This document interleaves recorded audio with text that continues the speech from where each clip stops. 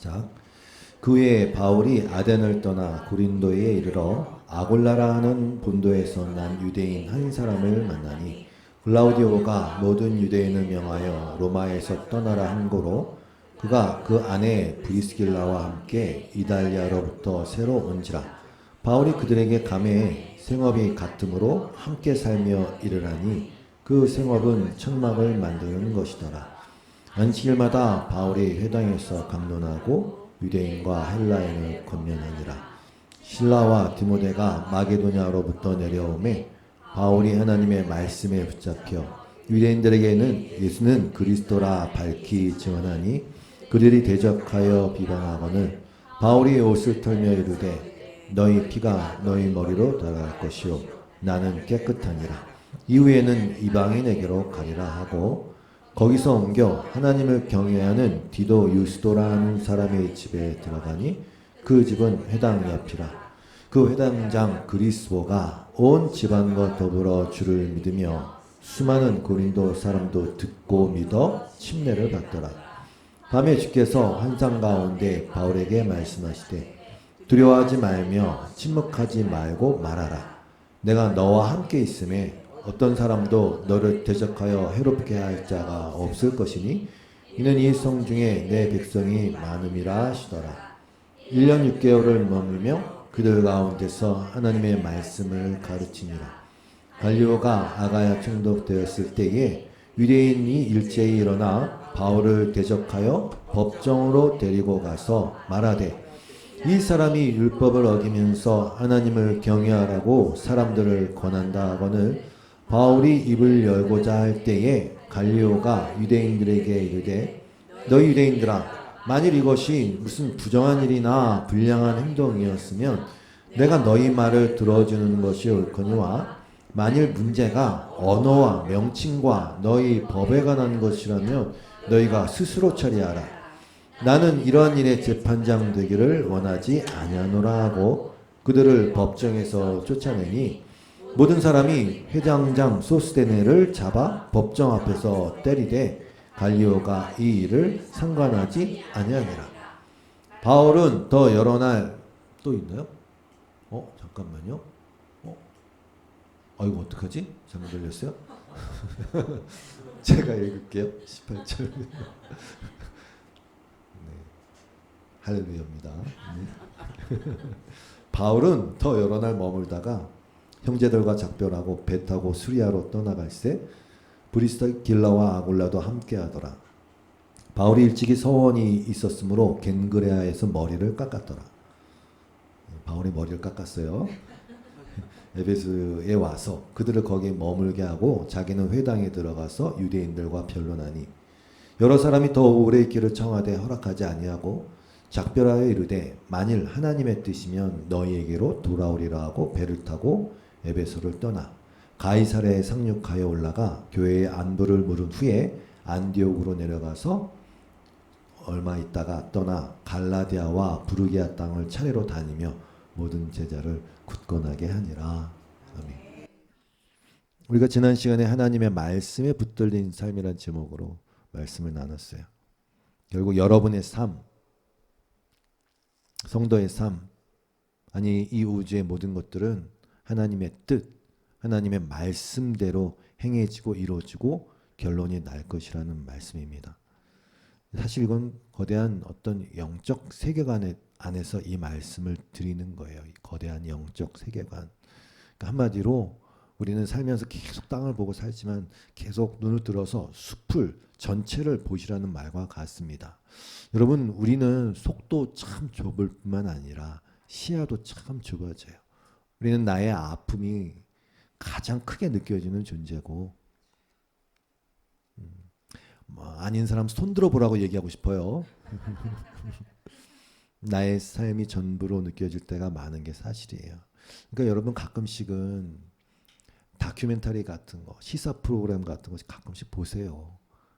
너무 내가 내 삶에만 집중하면 세상살이가 꼭 내 삶이 전부인 것 같이 느껴지니까 세상의 언저리에 있는 수많은 사람들의 삶과 애환을 그게 꼭 복음적 내용이 아니더라도 사실 다 진리를 얘기하고 있으니까 가끔씩 보세요.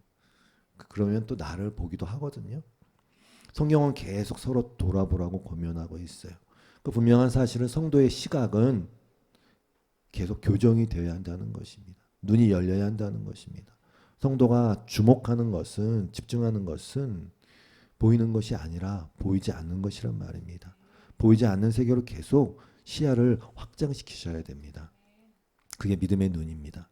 우리 인간의 시야가 사실은 여러분은 앞에 딱 보면 다 이렇게 뚜렷하게 보이는 것 같죠. 그러나 여러분 명확하게 얘기하면 여러분의 초점에 뚜렷하게 보이는 건 요 주먹만한 면적밖에 안 돼요. 나머지는 다 사실 뿌옇게 보이거든요. 초점이 안 맞아 보여요. 그 나머지 물론 180도 이 다른 부분은 전혀 보이지 않는단 말이죠.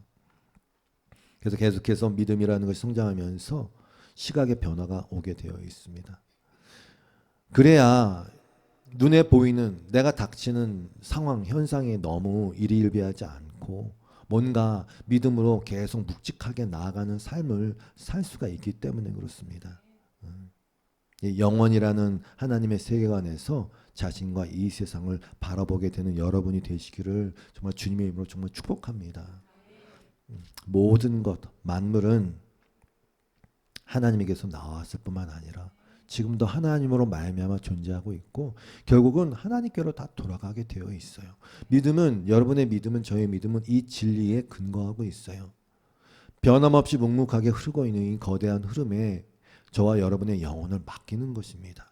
그 표면에서, 여러분의 인생의 표면에서 뭐 난리치고 불어대는 그 파도에 흔들리지 않는 그걸 느끼셔야 돼요. 여러분이 그걸 느끼셔야 돼요. 그 뭔가 그걸 느끼셔야 돼요. 사도 바울이 지금 고린도라는 곳에 가게 되고 거기서 또 누군가를 만나게 되고 거기서 열심히 복음을 전하게 되고 또 복음을 듣는 자들이 회심하는 일도 있고 그렇지 않은 자들이 핍박하는 일도 일어납니다. 맞습니다. 우리는 그렇게 내일 일을 모른 채로 내가 하고 있는 일의 결과가 어떤지 잘 모른 채로 나의 정체성과 부르심에 따라서 그렇게 살아가면서 하루하루를 겪어내는 것입니다. 그럼에도 불구하고 말씀드리는 것은 여러분이나 제가 그렇게 살아가는 그 삶이 반드시 하나님의 말씀을 이루게 되어 있다는 것을 말씀드리는 것입니다. 오늘 본문에서 사도 바울에게 하나님이 그러시지 않습니까? 두려워하지 말고 침묵하지 말고 말하라. 근데 이유가 뭐였어요? 그곳에는 하나님의 백성이 많기 때문이라고 그랬어요. 그러니까 복음을 전하는 이유가 가서 하나님의 백성이 아닌 사람들을 하나님의 백성으로 만들기 위해서가 아니란 말입니다. 오히려 거꾸로 하나님의 백성이 거기 많이 있으니까 너는 복음을 전해서 그들을 깨우라는 사실 그 말씀이거든요. 내가 누구인지로도 모른 채로 잠들어 있는 그 백성에게 사도 바울이라는 사람을 통해서 그 말씀을 통해서 스파크가 일어나서 그들이 깨워지는 것입니다. 깨워지는 것입니다. 그래서 비로소 자기가 누구인지, 자기가 누구에게 속한 자인지를 알게 될 것이란 말씀입니다. 로마서 16장 25절에 이렇게 표현이 되어 있습니다. 나의 복음과 예수 그리스도를 전파함은 영세 전부터 감추어졌다가 이제는 나타나신 바 되었으며 영원하신 하나님의 명을 따라 선지자들의 글로 말미암아 모든 민족이 믿어 순종하게 하시려고 알게 하신 바 그 신비의 계시를 따라 된 것이니 이 복음으로 너희를 능히 견고하게 하실 지혜로우신 하나님께 예수 그리스도로 말미암아 영광이 세세 무궁하도록 있을지어다. 아멘. 바울이 전하는 그 복음, 지금 그 복음은 그 그리스도를 전파함은 영세 전에 있었단 말입니다. 2000년 전에 예수라는 그 어떤 분이 오셔서 십자가에 달려 죽으시고 부활하심으로 말미암아 그 복음이 비로소 생긴 것이 아니라 그 복음, 그 말씀, 그것은 영세 전에 이미 있었다는 것입니다. 하나님은 그런 식으로 일하지 않으세요. 순차적으로 뭐 사건이 터지면 뭐 다시 메꾸고 그런 식으로 일하지 않으세요. 우리의 영적 시각이 그래서 넓어져야 된다는 말입니다. 영세전부터 있다가 이제 때가 돼서 비로소 나타나신 바 되었고 그로 말미암아 믿어 순종하게 하시려고 여기 말씀 표현 그대로 그건 정말 신비의 계시란 말입니다. 자꾸 제가 여러분 중복돼서 듣는 분도 계속 있을 거예요. 근데 생각해 보니까 그래요. 이 교회에 오신 지 얼마 안 되는 분도 있고 이 교회 오래 다니신 분도 있고 저는 어쩔 수 없어요. 계속 반복해서 얘기해야 돼요. 커리큘럼 딱 있어갖고 너 2년 동안만 여기서 얘기하면 저딱 이렇게 하겠어요. 무슨 말을 자꾸 제가 무슨 말을 하냐면 하나님은 하나님이시다. 그 얘기를 하는 거예요. 하나님은 하나님이세요. 하나님의 부여하심은 어찌 그리 크십니까? 하나님의 지혜와 지식은 어찌 그리 깊고 깊으십니까? 우리를 그쪽으로 데려간단 말입니다. 성경은 우리를 그쪽으로 데려간단 말입니다. 그 어느 누가 하나님의 판단을 헤아려 알 수 있으며 그 어느 누가 하나님의 길을 더듬어 찾아낼 수 있겠습니까? 누가 주님의 마음을 알았으며 누가 주님의 좋은 자가 되었습니까? 누가 먼저 무엇을 드렸기에 주님의 답례를 바라겠습니까? 만물이 그에게서 나오고 그로 말미암아 있고 그를 위하여 있습니다. 그에게 영광이 세세히 있기를 빕니다. 아멘. 우리의 존재 이유와 우리 성도의 존재 가치는 하나님을 아는 데 있는 것이고 그 알은 내 안에 갇혀질 수 있는 하나님에 대한 알미 아니라 측량할 수 없는 무한한 지혜와 부요함과 영광과 영원의 존재하심의 하나님이란 말입니다. 원래 하나님 하면 하나님이란 분의 반응은 이렇게 나와야 되는 거거든요. 이렇게 경외와 무한한 감탄. 그럼에도 불구하고 여러분 그 하나님이 그 진리가 나와 상관없는 저 밖의 것으로만 머물면 사랑의 친밀감으로서의 예배도 없을 것이고 하나님의 사랑의 품 안에서만 경험할 수 있는 그 완전한 안식과 평안도 없을 것이기에 하나님은 그것을 우리에게 주시길 원하시잖아요. 그래서 사람이 되신 거거든요. 신비의 계시입니다. 그래서 사람이 되신 거예요. 그러나 그 뜻은 하나님을 만만히 보란 뜻이 아닙니다. 하나님을 사람의 수준에 가둬놓으란 뜻이 아닙니다.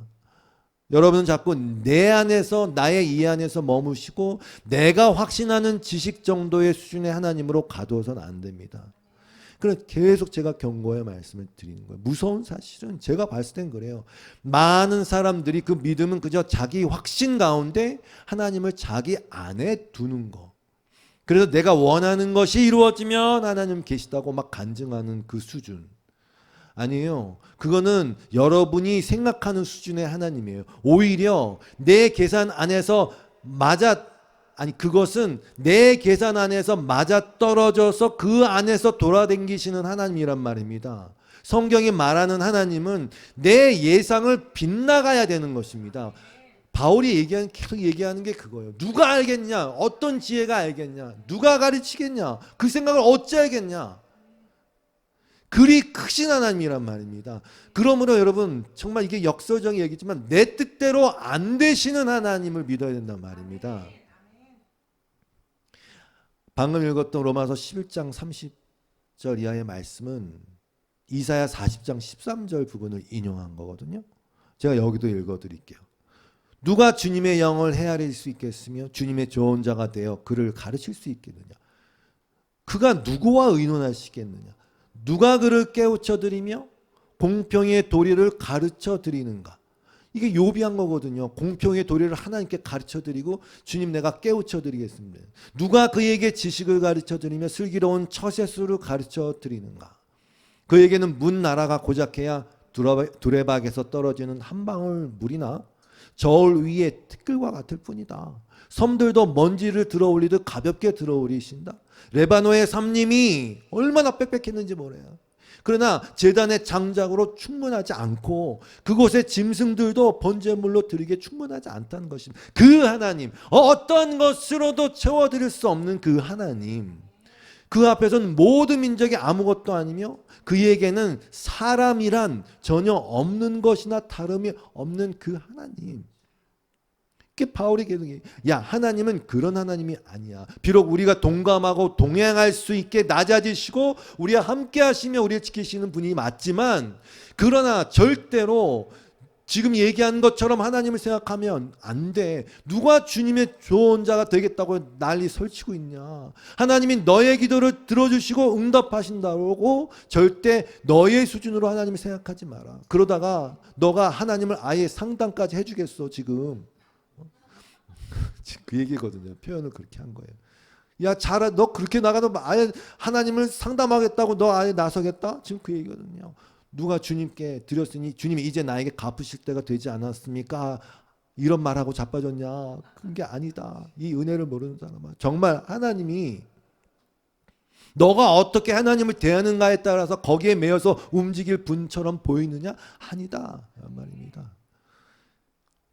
그러나 여러분 곰곰이 생각해 보세요. 뭐 저도 그런 실수를 저질렀고 저도 그랬어요. 하나님이 살아계시다라는 것을 꼭 내가 기도한 대로 움직이시고 내가 원하는 소원을 들어주시고 때에 맞춰서 착착착착 뭔가를 이루어 주실 때 그걸 하나님은 살아계시다라고 얘기한 수많은 세월이 있단 말입니다. 오히려 그러한 것이 무너졌음에도 불구하고 하나님이 나에게 믿음의 성장을 일으키시고 정말로 하나님이 어떠한 분인지를 깨닫게 하시는 게 그게 하나님의 놀라운 지혜고 그 구원이 나에게서 절대로 나올 수 없는 것이라는 고백을 이끌어내심으로 말미암아 나를 완전한 안전지대, 즉 하나님으로만 이루어진 구원, 완전하신 하나님의 뜻으로만 이루어진 구원 안에 두시는 하나님의 놀라운 지혜를 고백하는 대로 우리를 이끄신단 말입니다. 그게 하나님이세요. 그러면 여러분이 살면서 수없이 좌절했던 그거, 왜 하나님은 내 뜻대로 이루어지지 않지? 왜 내 자식은 내 뜻대로 되지 않지? 왜 내가 기도했는데 이루어지지 않지라고 하는 것은 하나님은 몰라서 그러는 거예요. 다시 말씀드립니다. 하나님은 여러분이 원하시는 대로 되지 않아야 하나님이신 거예요. 그럼에도 불구하고 결국 되돌아보니, 나중에 가서 보니, 천국 가서 보니 이 모든 것들이 합력하여 선을 이루어 버렸네? 이러면서 완전히 깜짝 놀라서, 야, 이게 도대체 뭔 일이야 이게. 나는 이것이 실패라고 생각했는데, 나는 이것이 좌절의 부분이라고 생각했는데, 나는 이것이 하나님을 나를 떠난 증거라고 생각했는데 그것이 아니었네.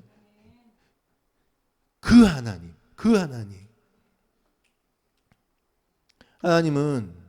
하나님은 그렇게 컨트롤할 수 있다고 생각하는 자들에 대해서 비우세요. 비우실 수밖에 없죠, 여러분. 그러면 저와 여러분이 찾는 하나님은 여러분의 입맛에 맞는 하나님이 아니라 하나님 대신 하나님이신 하나님이에요. 여러분이 생각할 땐 여러분이 진리를 찾아서 그 진리를 품는 것 같이 보이지만 아니에요. 다시 말씀드리지만 진리가 여러분을 찾아 습격해서 여러분을 점령하는 것입니다. 여러분 양이 목자를 찾아다니는 거 맞습니까? 아닙니다. 목자가 여러분을 찾아서 납치하듯이 업어 데리고 오는 것입니다. 제가 자꾸 말이 길어지는 것 같지만 정말 여러분 다 필요 없어요. 결국은 하나님의 말씀대로 이루어질 것입니다. 오늘 본문에서도 사도 바울이 그랬어요. 18장 19절 20절에 이하에 보면은 에베소에 와서 그들을 거기에 머물게 하고 자기는 회당에 들어가서 유대인과 변론하니 여러 사람이 더 오래 있기를 청하되 허락하지 아니하고 작별하여 이르되 만일 하나님의 뜻이면 너희에게로 돌아오리라 이렇게 얘기했어요. 하나님의 뜻이면 제가 꼭 돌아올게요. 여러분 기다리세요. 꼭 돌아올게요. 아니요. 그런 장담하지 않았단 말입니다. 하나님의 뜻이면 내가 돌아올게요. 우리가 수차례 나눴던 야고보서 4장 13절 이하에 정말 인간이 치명적으로 저지르고 있는 그 악죄가 뭔지 그걸 분명히 얘기하고 있지 않습니까? 내일 일을 너희가 알지 못하는도다. 너희 생명이 무엇이냐? 너희는 잠깐 보이다 없어지는 안개니라. 그러면 우리가 어떻게 얘기해야 된다고요? 너희가 도리어 말하기를 주의 뜻이면 우리가 살기도 하고 이것이나 저것을 하리라 이렇게 얘기해라. 바울도 얘기한 거예요. 하나님의 뜻이면 내가 다시 돌아올 거야. 그럼에도 불구하고 너희는 왜 자꾸 허탄한 장담을 하고 있느냐? 그 장담은 다 악한 것이라고 얘기하고 있는 것입니다. 여러분의 삶도 여러분의 수많은 결정을 하면서 좌절과 환희의 롤러코스터를 타셨겠지만 여러분 제가 100% 말씀드릴 수 있습니다. 여러분은 그때도 하나님의 말씀대로 가고 있는 중이었을 것입니다. 그러면 목사님 어떻게 이루어질 건데요? 제가 알면 하나님 하죠. 몰라요. 그러나 성경이 하나님이 어떤 분이신지 알기 때문에 말씀드릴 수 있어요. 여러분은 하나님께 속한 자라면 반드시 하나님의 말씀대로 그 말씀대로 이루어질 것입니다. 그리고 그걸 하나님의 완전한 통치라고 얘기하는 거고 그게 하나님의 나라고 그러면 여러분은 얘기할 수 있는 거예요. 그 어디나 하늘나라라고.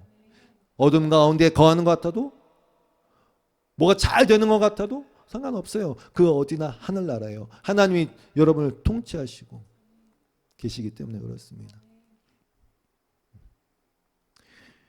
말씀대로 이루어지는 삶을 살고 계신 여러분, 그렇다고 해서 여러분이 아무것도 안 한다는 말이 아닙니다. 주님의 말씀은 내 발의 등이고 내 길의 빛이라는 말씀처럼 그 말씀이 이끄시는 지팡이를 짚고 내가 주어진 삶을 열심히 살아가게 되어 있어요. 점치듯이 하나님의 말씀 뚜껑을 딱 연다는 말이 아닙니다. 내 발의 등이 그건 내일은 내가 뭘 해야지 뭐 이런 식으로 연다는 말이 아니라 내 안에 계신 말씀이 이끄시는 대로 내가 발걸음을 한 걸음 한 걸음 옮기겠다는 그런 말씀입니다. 마치 맹인이 지팡이를 먼저 내밀어서 안 보이니까 내 앞에 한치 앞에 것을 이렇게 점검하고 그 지팡이가 이끄는 대로 가듯이 하나님의 말씀이 그렇게 우리의 삶을 이끌어간단 말입니다. 그리고 그걸 동행이라고 부릅니다. 예수님은 분명히 그렇게 말씀하셨어요.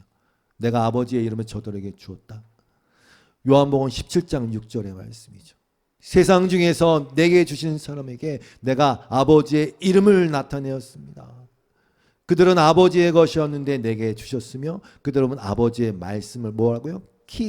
지키고 있다. 지키고 있다. 설마 이들이 100% 말씀대로 다 지켰는지 그게 아니라 아버지의 이름을 주님이 나타내 주셨고 아버지의 이름 그 말씀이 내 안에 쑥 들어와 갖고 그들은 이미 아버지의 말씀이 킵되어 있는 상태고 그들은 아버지의 말씀이 이끄는 대로 가게 될 것입니다라는 말씀입니다. 그들을 증인의 삶을 사는 자들이라고 얘기할 수 있어요. 증인은 본 자들이라는 뜻입니다. 들어 알고 있는 자라는 뜻입니다. 그 본 것과 아는 것을 바탕으로 살게 되어 있어요. 그리고 좀 더 엄밀히 말하면 그 새롭게 보게 되고 알게 된 그 사실이 그 진리가 너무 크기에 여러분의 삶의 전반적인 영향력을 행사하게 되어 있어요. 그래서 그것을 그 말씀 예수님의 아버지의 이름을 나타내 주셨고 그 말씀이 그 아버지의 이름이 여기 안에 딱 킵되어 있는 자들은 그 삶이 존재 증명의 삶이 될 수밖에 없다는 것입니다. 그 말씀은 여러분 안에 있는 말씀은 반드시 여러분이 또 제가 누구인지를 반드시 드러나게 하십니다. 그렇게 역사하십니다. 그래서 바울이 하나님의 말씀에 붙잡혀서 그렇게 어려운 상황에서 고린도에 쫓겨와서도 말씀을 전하고 있는 것이고 거기서 만난 브리스길라와 아굴라라는 부부도 같이 그 같은 직업을 갖고 있으니까 같이 텐트를 만들면서 바울의 동역자로 서 있게 된 것이고 바울을 집에 머물게 함으로써 고린도 교회의 시초가 되게 한 디도 유스도라는 사람 역시 하나님의 말씀에 붙들려서 그에게 담당되어진 그 존재 증명의 삶을 살아가고 있는 것입니다. 여러분 사도 바울이 고린도에 왔을 때 우리 본문에는 나타나 있지 않지만 이 고린도에 왔을 때 바울이 어떤 상태였냐면 이런 상태였어요. 고린도전서 2장 3절에 이렇게 나와 있어요. 내가 너희 가운데 거할 때에 약하고 두려워하고 심히 떨었노라 이렇게 얘기하고 있어요. 여러분은 사도 바울을 어떤 슈퍼맨처럼 생각하고 있을지 모르겠어요. 아니요. 고린도에 왔을 때 고백하고 있어요. 난 정말 약하고 두려워하고 심히 떨고 있었다. 우리는 무슨 일을 겪었는지 알고 있어요. 마게도냐 지역으로 가라는 말씀대로 갔는데 웬걸 거기에 가는 도시마다 막 쫓겨나기를 반복하고 있지 않습니까? 다 쫓겨났어요. 아테네에 왔어요. 뭐 폭력적인 방법으로 쫓겨나진 않지만 그 잘난 철학적 사람들이나 그 새 것을 좋아하는 사람들에 의해서 정중한 방법으로 멸시를 받았단 말입니다. 사도 바울은요, 그냥 어떻게 얘기하면 이 고백이 맞아요. 반복적으로 그런 일을 겪으니 약하고 두려워하고 심히 떨었던 게 맞습니다. 그리고 읽었잖아요. 그 아테네에 혼자 먼저 왔는데 거기 있으면서 막 그래도 하나님의 말씀에 붙잡혀 갖고 그들을 위해서 변론하고 그 철학자들과 토론하지만 여전히 데살로니가에 남아 있는 실라와 디모데를 간절히 그곳에서 돌아오게 기다리고 있었단 말입니다. 약하고 두려워하고 심히 떨었단 말입니다. 약하고 두려워하고 심히 떨었다. 그러나 여러분 중요한 것은 그 안에 말씀이 있기 때문에 어쩔 수 없어요. 존재 증명의 삶을 살 수밖에 없어요. 말씀이 있는 자기 때문에. 그게 5절 말씀이 아니었습니까? 하나님의 말씀에 붙잡혀 유대인들에게 예수는 그리스도라 밝히 증언하니 여러분 증인이 할 게 뭐예요? 증언하는 거죠. 여러분 증인은요, 그 상대방이 받아들이고 안 받아들이고는 사실 자기의 몫이 아니에요. 그래서 자꾸 존재증명 하는 거예요. 그냥 여러분은 그 증인으로서 본 사람으로서 정체성을 가지고 살게 되어 있고 또 그렇게 살아갈 뿐이에요. 그래서 이렇게 말할 수 있는 거예요. 6절 말씀. 바울이 그러잖아요. 그들이 계속 대적하고 비방하니까 바울이 옷을 털면서 이르되 너희 피가 너희 머리로 돌아갈 것이요 나는 깨끗하니라. 이후에는 이방인에게로 가야 그랬어요. 이상한 말씀이지만 바울은요 끝까지 그들을 설득시켜서 내가 너희를 반드시 그냥 설득시키고 말 이렇게 굴복시키려고 하지 않았어요. 그냥 말씀을 가진 자로도 특별히 말씀의 어떤 전파하는 사도로서 부르심을 받았기 때문에 그는 그 존재 증명을 하는 거예요.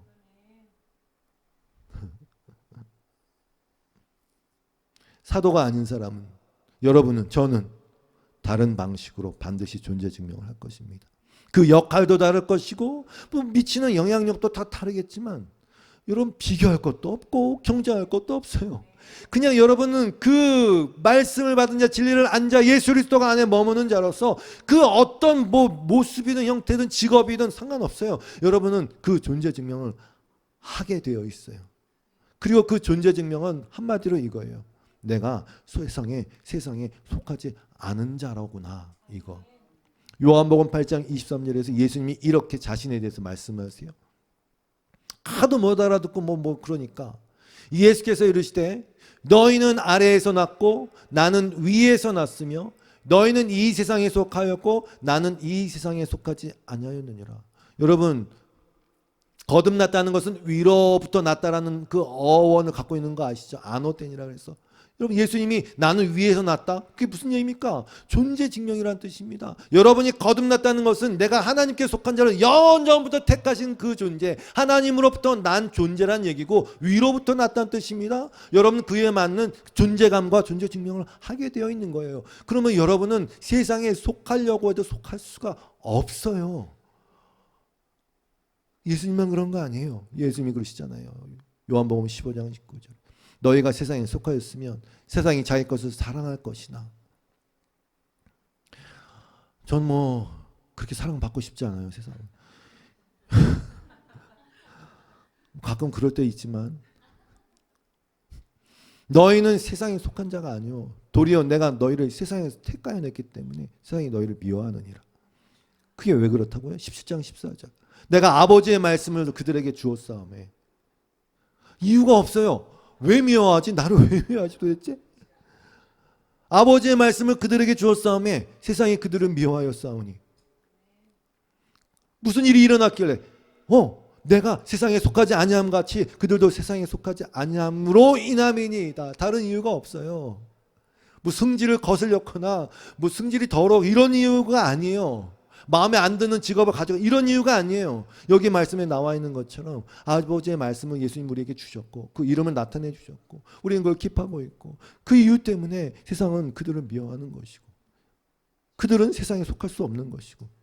그러면 이렇게 기도하지 않습니까? 15절에 내가 비옵는 것은 이거 예수님 기도입니다. 그들을 세상에서 데려가시기를 위함이 아니요 다만 악에 빠지지 않게 보존하시기를 위함입니다. 이걸 기도합니다 그랬어요. 내가 세상에 속하지 아니함 같이 그들도 세상에 속하지 아니하였사옵나이다. 그들을 진리로 거룩하게 하옵소서. 아버지의 말씀은 진리니이다. 여러분 이 말씀을 제가 풀어 설명해 드릴게요. 예수님의 기도는요. 예수님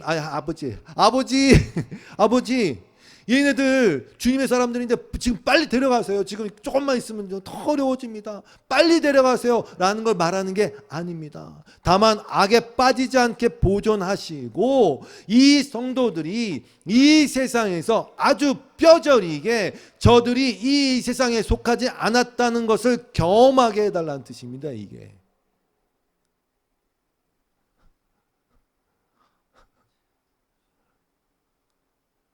뼈저리게 경험하게 되어 있다니까요. 그게 아니면 빨리 가면 되죠. 나 믿었습니다 주님. 믿었습니다 주님. 나 믿습니다. 그래 이제 가거라. 아니에요. 진리로 구별된 삶. 하나님의 말씀을 가진 자로서의 존재 증명이 되게 해달라는 기도입니다. 뼈저리게.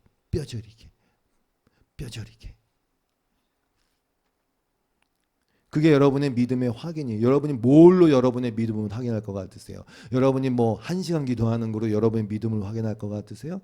그런 게 아니라니까요. 뭐 선행함으로 여러분의 믿음을 확인할 것 같으세요? 그런 게 아니라니까요. 그런 걸 할 수도 있겠죠. 당연히 그런 걸 할 수도 있겠죠.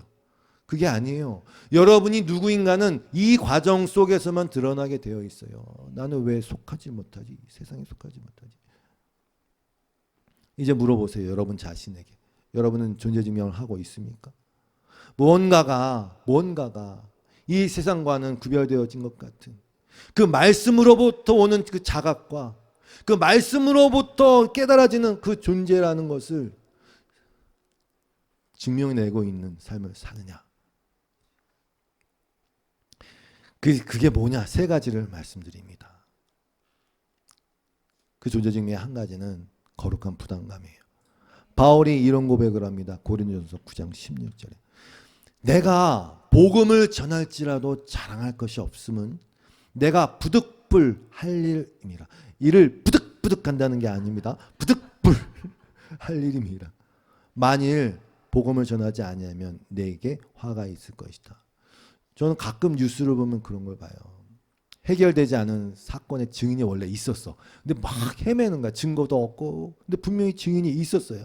근데 이 증인이 한참 지나서야 나타나갖고 증언을 함으로써 그 미제 사건의 해결에 결정적 도움을 주는 그런 일들이 있단 말이죠.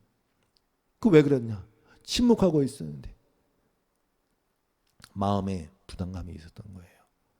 말씀을 갖고 있는 사람은, 하나님을 안 사람은, 하나님의 은혜를 안 사람은 그 말씀으로 말미암아 이게 이거고 이게 이거고 이게 이건지 아는 사람은 그 안에서 거룩한 부담감을 가지게 되어 있어요. 모두가 복음 전하는 자, 목사, 선교사 될 필요 전혀 없어요. 그건 하나님의 뜻 안에서 부르시는 거니까.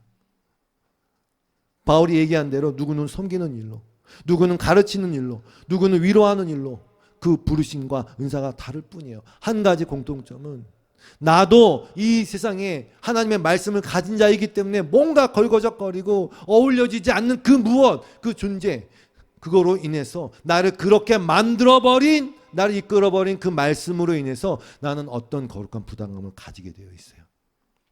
복음의 가치를 발견한 자는 그냥 그대로 아무 생각 없이 살 수는 없어요. 저 말씀드릴 수 있습니다. 말씀이 역동하는데 입이 근질근질한 거는 임금님기는 당나귀기 거기에만 있는 게 아닙니다. 복음을 전하는 일의 증인으로 동참하게 되어 있어요. 그리고 그렇게 되는 것이 나의 존재 증명으로 말미암아 내가 그 믿음의 사람이구나라는 것을 스스로 확인하는 일입니다. 고린도전서 9장 23절이에요. 나는 복음을 위하여 이 모든 일을 하고 있습니다. 그것은 내가 복음의 복에 동참하기 위함입니다. 같습니다. 내가 기도할 때마다 여러분 모두를 위하여 늘 기쁜 마음으로 간구합니다. 여러분이 첫날부터 지금까지 복음을 전하는 일에 동참하고 있기 때문입니다. 여러분이 지금 그렇게 하고 있는 것입니다. 제가 그렇게 하고 있는 것입니다. 그리고 그 일은 저와 여러분이 시작한 것이 아니라 하나님이 시작하신 것이고 그리스도 예수의 날까지 그 일을 완성하신다는 뜻입니다. 결국 말씀드리지만 하나님은 말씀이 일하시고 그 말씀대로 될 것입니다만은 여러분 그 과정에서 내가 누구인지를, 나는 도대체 어떤 존재인지를 그 과정 가운데 스스로 경험하고 증인으로 쓰게 됨으로 말미암아 내가 누구인지를 알게 되는 그 복음의 복에 동참하게 된다는 뜻입니다. 거룩한 부담감이에요. 두 번째, 결단이에요. 결단. 오늘 본문 18절에 보니까 바울은 더 여러 날 머물다가 형제들과 작별하고 배 타고 수리아로 떠나갈새 브리스길라와 아굴라도 함께하더라. 바울이 일찍이 서원이 있었으므로 겐그레아에서 머리를 깎았더라. 그래서 여러분, 서원이라고 번역된 육회라는 단어는 기도, 맹세, 서원이라는 뜻입니다. 민수기 6장에 보면 한시적인 그 나시린의 서원에 관한 내용이 나와 있어요. 이것의 형태라고 보시면 돼요. 바울이 그것을 따라한 것이라고 보면 돼요. 나시린이 누굽니까? 구별된, 성별된 그런 뜻이에요. 나시린이라는 뜻이. 세상과 삶에서 구별된 것을 말하는 것입니다. 그래서 나시린은 어떻게 했느냐? 일정 기간 동안, 서원 기간 동안에 포도주와 독주를 마시지 않았고 머리나 수염을 깎지 않았어요. 그럼 어떻게 됩니까? 뭔가 이렇게 툭 튀어나오겠죠. 보이겠죠. 서원 기간 마칠 때는 성전에서 머리를 깎고 그 머리를 희생 제물의 그 제단 불로 태웠어야 했어요. 생각하면 이렇게 생각할 수 있어요. 아니 뭐 구별되었다고 생각하면 되지. 내 마음이 중요한 거 아니야? 꼭 이렇게 겉으로 드러나고 표시가 되는 어떤 행위나 표식을 하여야만 하는가? 뭐 이런 결단을 해야만 하는가? 여러분 사람은요 그렇게 기억력이 좋은 동물이 아닙니다.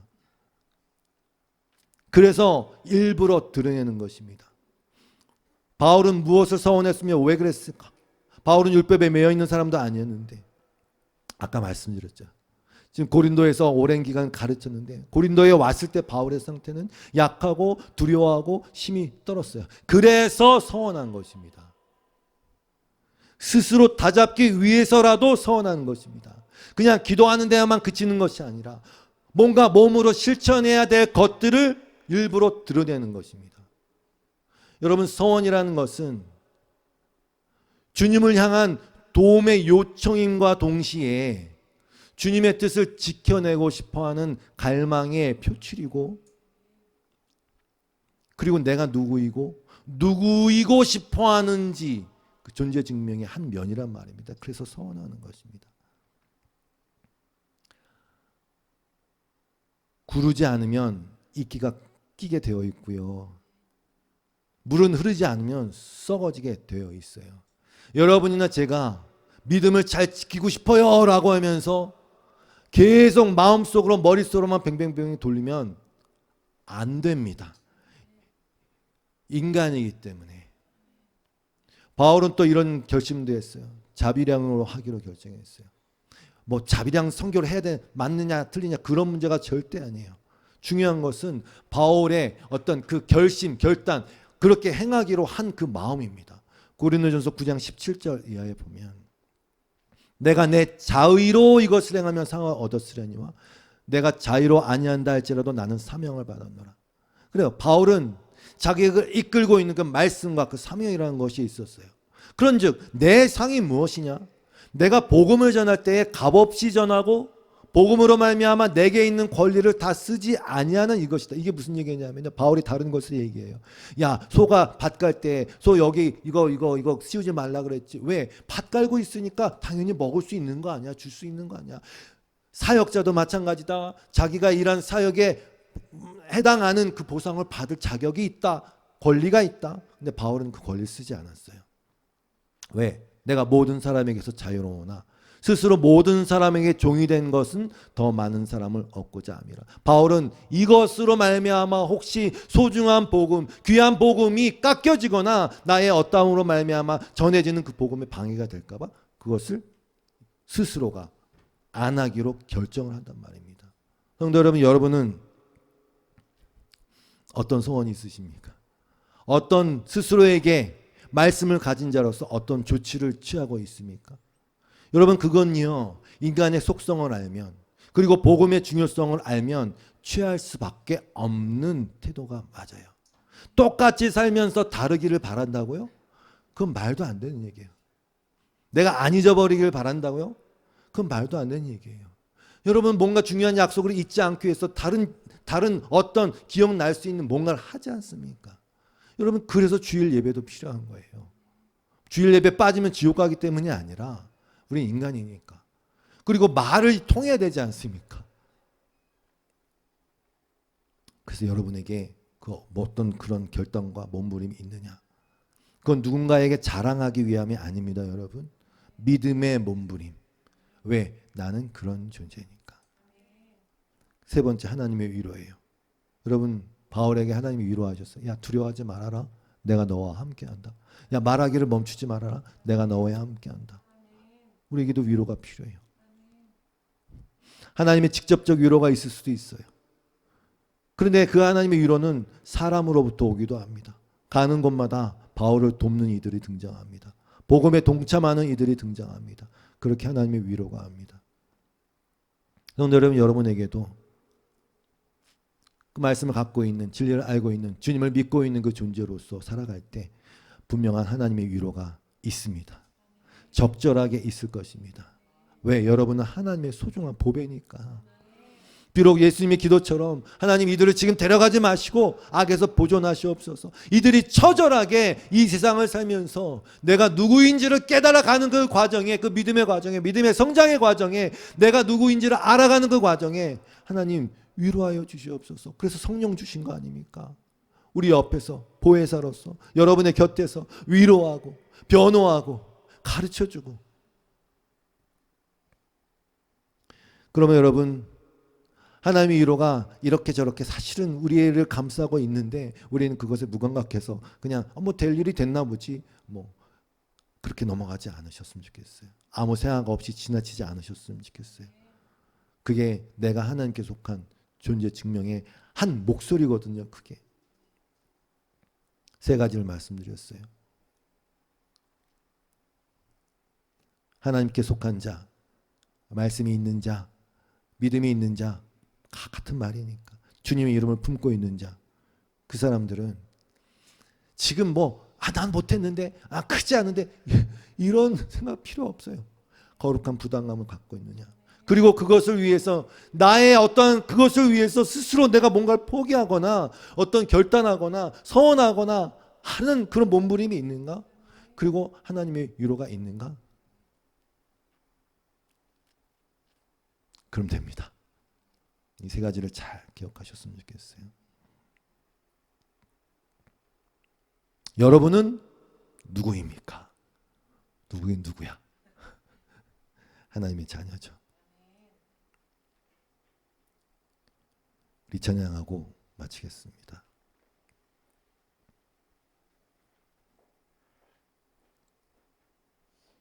그리고 결단하세요.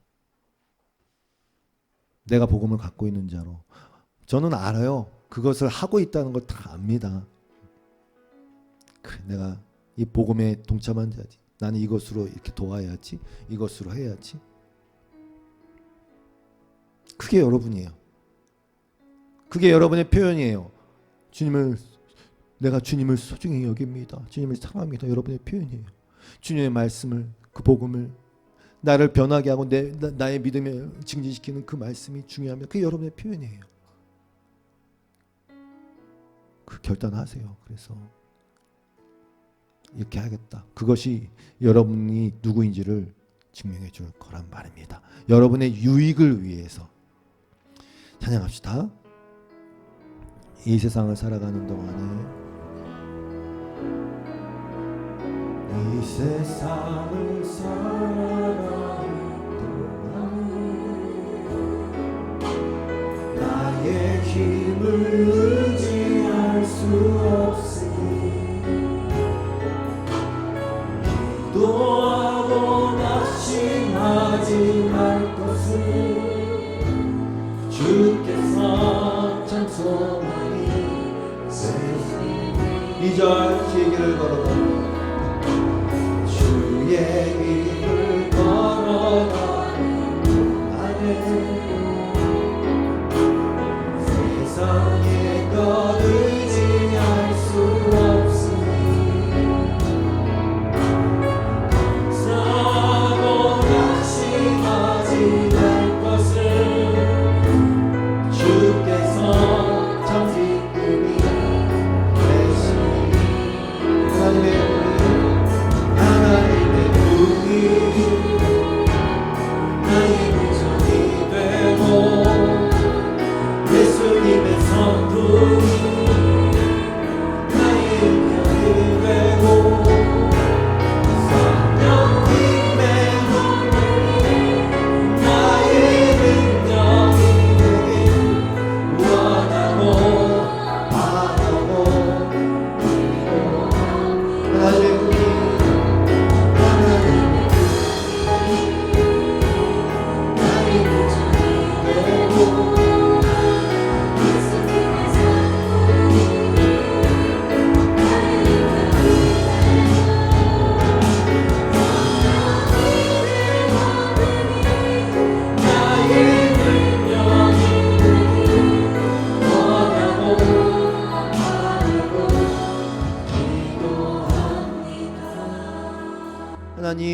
아버지, 영세전에 있던 그 복음을 내 안에 심어주셔서 그 말씀으로 말미암아 내가 주님께 속한 자라는 것을 깨닫게 하시고 또 이 세상을 살아갈 때 그러한 존재로서 증명되어지는 삶을 살게 하심으로 말미암아